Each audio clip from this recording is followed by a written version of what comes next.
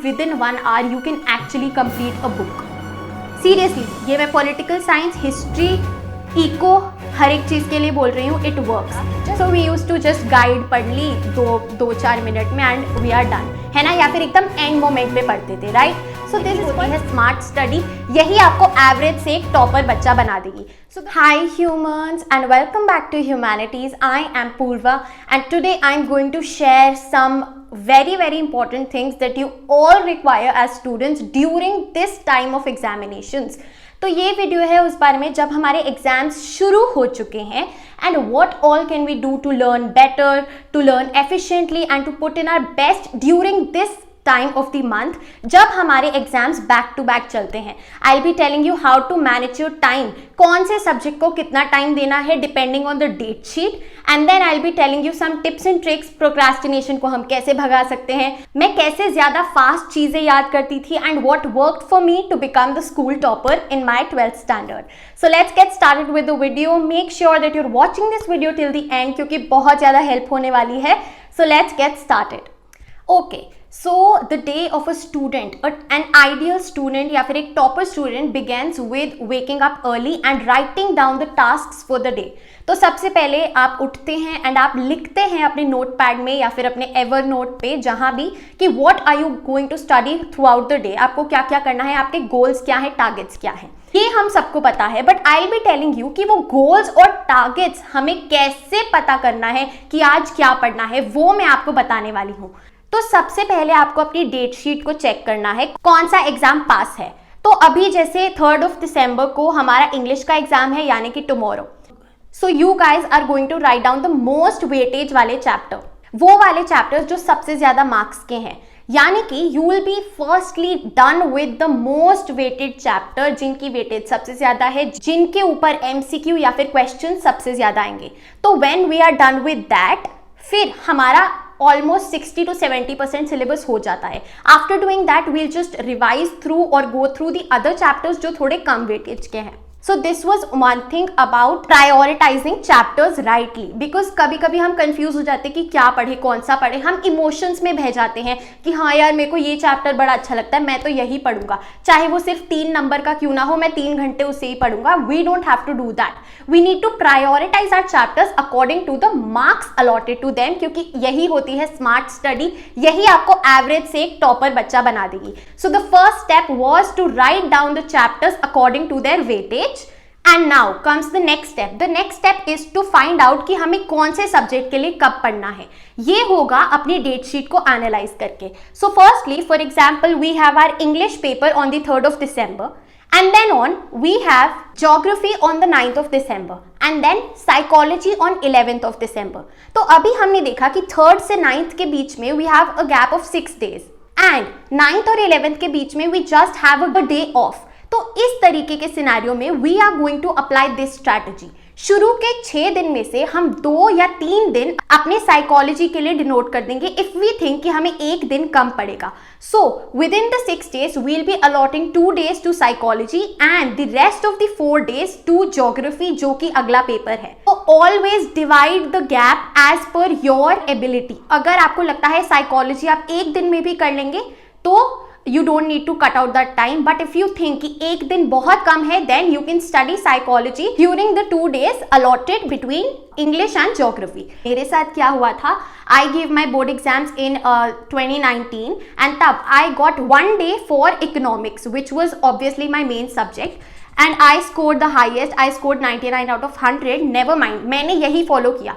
जो remaining break था उससे पहले दूसरे सब्जेक्ट्स के बीच में, उनके शुरू के 2 से 3 दिन मैंने इकोनॉमिक्स को अलॉट किए. उसमें मैंने क्या किया, आई प्रिपेयर्ड नोट्स, वो नोट्स जो मैं उस रिमेनिंग 1 डे में पढ़ूंगी. So this strategy works wonders when it comes to time management between exams. तो ये आप भी कर सकते हैं, बहुत काम आता है and it is going to help you a lot. Okay, moving on to the smart study part कि हम इन एग्जाम डेज में कैसे पढ़ें यार. देखो हम इतने महीनों से पढ़ते आ रहे हैं, कुछ तो चेंज ऑफ टेक्निक आएगा, कुछ तो चेंज ऑफ स्ट्रैटेजी आएगा. तो वो स्ट्रैटेजी मैं 3 पॉइंट्स में आपको बताऊंगी. This is what I used to do and बहुत हेल्पफुल है. तो within these exam days you are going to obviously do revision. कोई भी फर्स्ट टाइम नहीं पढ़ रहा होगा वो चैप्टर, क्योंकि आपने पहले मेहनत करी हुई है। तो आपको सबसे पहला स्टेप जो करना है वो है skim through the chapters. You need to just skim through the book. आपको देखना है कि इस चैप्टर में क्या क्या टॉपिक्स है, क्या क्या सब हेडिंग्स है, और उनको रिकॉल करना है। You basically have to just highlight the important points in your eyes. Highlighter लेके नहीं बैठना है, हर एक सब पॉइंट को एनालाइज करेंगे, उसके अंदर जो इंपॉर्टेंट पॉइंट्स है उनको एनालाइज करेंगे, and with in 1 hour you can actually complete a book. Seriously, ये मैं पॉलिटिकल साइंस, हिस्ट्री, इको, हर एक चीज के लिए बोल रही हूँ। It works, just skim through it. ये स्टेप आप नहीं भूलेंगे, बिकॉज ये क्या करता है, ये हमें एक ब्रॉडर व्यू देता है अपने सब्जेक्ट का, अपने चैप्टर्स का। कई बार क्या होता है, जब हम पढ़ने बैठते हैं हम सर्टेन पोर्शंस तो पढ़ लेते हैं, but we are unable to interlink them. तो here comes our second point, which is interlinking the topics. So जो दूसरा पॉइंट है वो है कि हमें हर एक टॉपिक को दूसरे से जोड़ के पढ़ना है। We need to keep the broader frame in our mind. सिर्फ हम पढ़ने लगते हैं कोल्ड वॉर एरा, ठीक है, इसके अंदर ये आ गया, उसके बाद हम पढ़ते हैं एंड ऑफ बाइपोलैरिटी, ठीक है, और उसके बाद हम पढ़ते हैं अपना यूएन हेजेमनी, ठीक है। इंडिविजुअली हमने पढ़ लिया, बट हम ब्रॉडर पिक्चर देखें तो ये सब कुछ इंटरकनेक्टेड है। पहले कोल्ड वॉर हुआ, उसके बाद एंड ऑफ बाइपोलैरिटी हुआ, राइट, एंड उसके बाद यूएस हेजेमनी हुआ। ऐसे ही हर एक सब्जेक्ट में chapters are interrelated. You need to keep in mind the interlinkage of certain topics and certain chapters, क्योंकि वो आपको एमसीक्यूज को अटेम्प्ट करने में बहुत ज्यादा हेल्प करेगा, and it actually helps you memorise things through a broader perspective. Now comes the another thing which actually helps as a student, which is studying the most difficult thing during the morning. ये OG है, ये मैंने किया था. I used to wake up at 4 जब मुझे लगता था कि यार ये बहुत टफ टॉपिक है. मैंने 3-4 बार ट्राई किया बट हो ही नहीं पाया, ठीक है. तो मैं क्या करती थी, 4 या 5 बजे उठती थी उस दिन, जैसे तैसे करके, वही हर स्टूडेंट की कहानी. बट फिर 3 से 4 घंटा लगा के सुबह विद इन 8 o'clock यार आपका वो पूरा चैप्टर हो जाएगा, पूरा टॉपिक हो जाएगा जिसको आप इतने टाइम से पोस्टपोन करे हो. Trust me, the power of early morning study is really बहुत हेल्प करता है. बहुत ज़्यादा हम सोक इन कर पाते हैं, क्योंकि हमारा जो ब्रेन होता है वो एकदम एक्टिव होता है. कुछ भी हमने कंज्यूम नहीं किया होता अपना डेली रूटीन वाला स्टफ, या जो भी टेंशन्स प्रॉब्लम्स हमारी लाइफ में थी, हम फ्रेशन अप होके उठते हैं and we are very motivated and focused at that point of time. तो आपका जो मेजर चंक है जो आपको परेशान करता है, प्लीज़ आप उसको 10 बजे से पहले करने की सोचिए. And trust me, this works. And during the same time आप प्लीज़ ध्यान रखिए कि आप अपना फ़ोन या तो स्विच ऑफ करके रख रहे हैं, या फिर आपने टाइमर लगाया हुआ है, नेट ऑफ रखा हुआ है, बिकॉज डिस्ट्रैक्शन वो भी सुबह बहुत ज़्यादा हानिकारक होता है. फिर आपका पूरा दिन वेस्ट हो जाएगा, बिकॉज आप मोबाइल चला लेंगे, आपको पता चलेगा हो नहीं पाया ये, और फिर आप पूरे दिन के लिए डीमोटिवेटेड हो जाएंगे कि मैं सुबह उठा लेकिन मैंने पढ़ाई नहीं करी, मैं फ़ोन में लग गया, अब मैं कैसे करूँगा. ओवर थिंकिंग शुरू हो जाती है, ठीक है.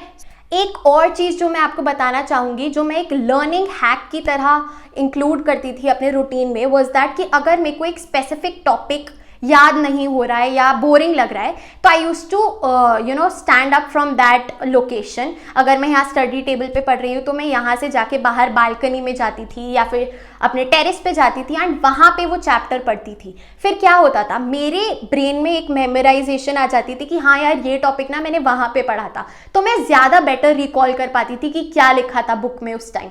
तो basically use your eyes as a scanner. आप टेक्स्ट बुक को स्कैन कर रहे हो, पढ़ रहे हो, right. And when you will be sitting in your exam hall, आपको यही टेक्स्ट बुक, यही पिक्चर याद आएगी. This is how memorisation works, ठीक है. एंड जब आपको लग रहा है एक टॉपिक नहीं हो पा रहा है इस स्कैनिंग के through, just shift your place. आप कहीं भी और जाओ, वहाँ नेचर से कनेक्ट करो या कुछ भी, आपका ब्रेन ऑटोमेटिकली रिकॉल करेगा आपने क्या पढ़ा था. And this works really well, so try it for sure. अब इसके बाद एक जो बहुत बड़ी प्रॉब्लम होती है, हम कॉलेज स्टूडेंट्स में भी एंड आप स्कूल स्टूडेंट्स में भी फॉर श्योर, दैट हम प्रोक्रेस्टिनेट बहुत ज़्यादा करते हैं. हमें लगता है हाँ यार चलिए चैप्टर बचा है, स्पेशली फॉर इंग्लिश. बोरिंग लगता है लिटरेचर, आई डोंट नो, मुझे लगता था. So we use to just guide पढ़ ली 2-4 मिनट में एंड वी आर डन, है ना, या फिर एकदम एंड मोमेंट पे पढ़ते थे, राइट.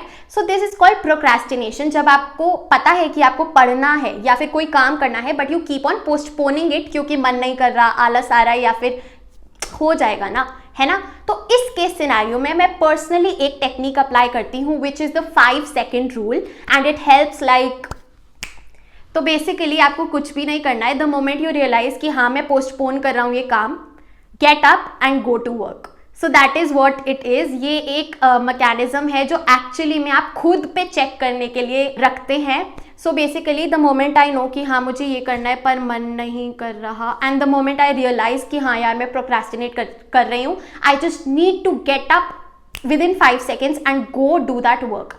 बस वही है कि प्रोक्रेस्टिनेशन ना बस वो उठने की देरी होती है, जब हम काम करने लग जाएं तो हो ही जाता है. We just need to take that one step. तो जब भी you realise that you are procrastinating, get up and do that specific chapter और read that specific portion. It is going to help you a lot. Do not procrastinate. 12th के marks matter करते हैं if you want to get into Delhi University और any other college जो कि 12th के marks लेता है, ठीक है. सो make sure that you are doing these steps in your daily routine during this exam time because they are going to help you a lot. बहुत मदद करते हैं. और मैं यही कहूँगी कि यार अगर तुमने सोचा है ना तो वही होगा. just keep your mind clear, your hard work is going to pay off. वही है, मैं यही कहती हूँ. द पावर ऑफ मैनिफेस्टेशन, इधर वीडियो मैंने डाली हुई है, जाके देखो. How I became a topper from an average student, my journey, everything, how I did it. You can do it too. And I would just say all the best for your exams. I know आप लोगों ने पूरा साल मेहनत की है. सिर्फ MCQ exams हैं, ज़्यादा मुश्किल नहीं होंगे. All the best and I believe in you. You are going to rock it. Happy learning. I'll see you in the next video.